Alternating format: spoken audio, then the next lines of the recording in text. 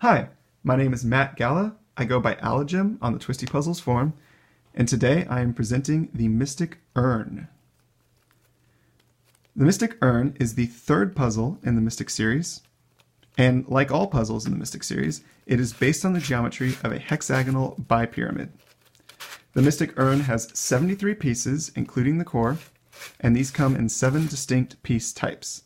For anyone keeping score, that is one more piece type than is present in the Mystic Charm, and one less piece type than is present in the Mystic Totem.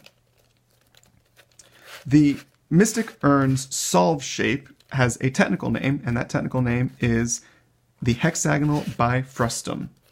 You'll notice that means the first 4 puzzles in the Mystic series all have different outer shapes. And that was intentional, and I did try to coordinate the color scheme among them. Looking at the other puzzles, we have the Mystic Stone, which is a corner turning puzzle. We have the Mystic Charm, which is approximately an edge turning puzzle. And we have the Mystic Totem, which is also approximately an edge turning puzzle. Well, at long last, the Mystic Urn is a face turning puzzle. Or at least the trapezoid faces turn. The hexagonal faces, even though it does appear that there's a cut that goes all the way around the puzzle, the hexagonal faces don't actually turn. The Mystic Urn was a very risky design, but I am pleased to announce that the design actually works better than expected, and let me show you why I thought there might be problems. On the Mystic Stone, we have 3 moving piece types that implement the first layer of jumbling. On the Mystic Charm, we have 5 moving piece types that implement the first 2 layers of jumbling.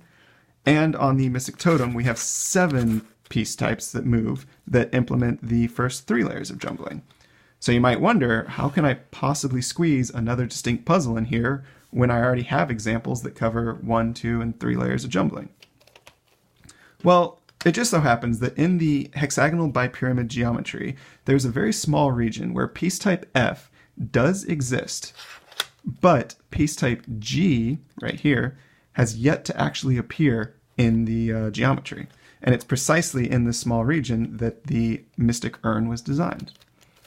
Unfortunately, since this region is so small, it means that the new piece type F, this elongated triangle right here, this new piece type F has a very small foot that holds it in to the rest of the mechanism, and I really can't make that foot any bigger because, as I said before, the region is so small.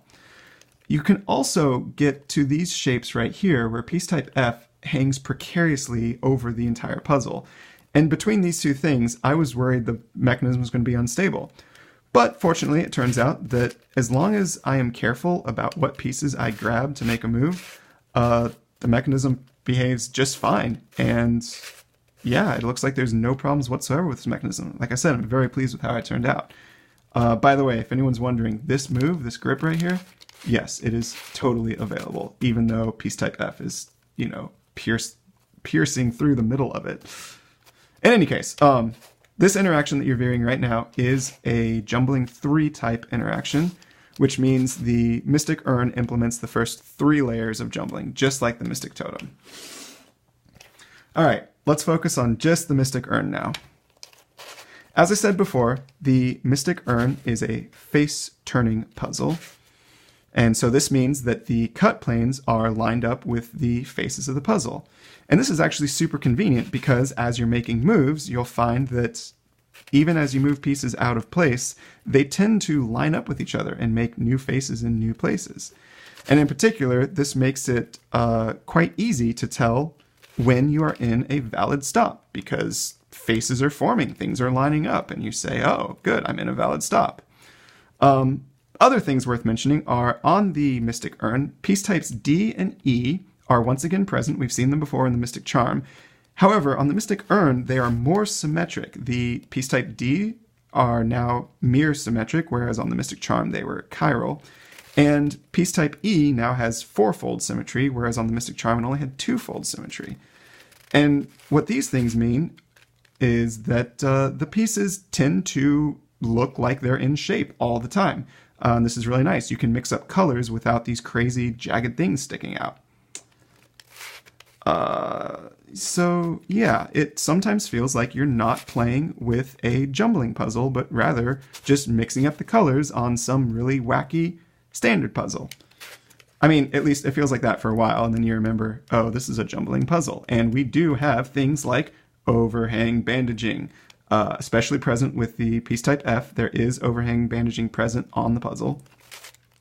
But honestly, the overhang bandaging doesn't block that many moves that often. And in reality, even though it usually doesn't look like it, many grips are available in every shape, at least in general.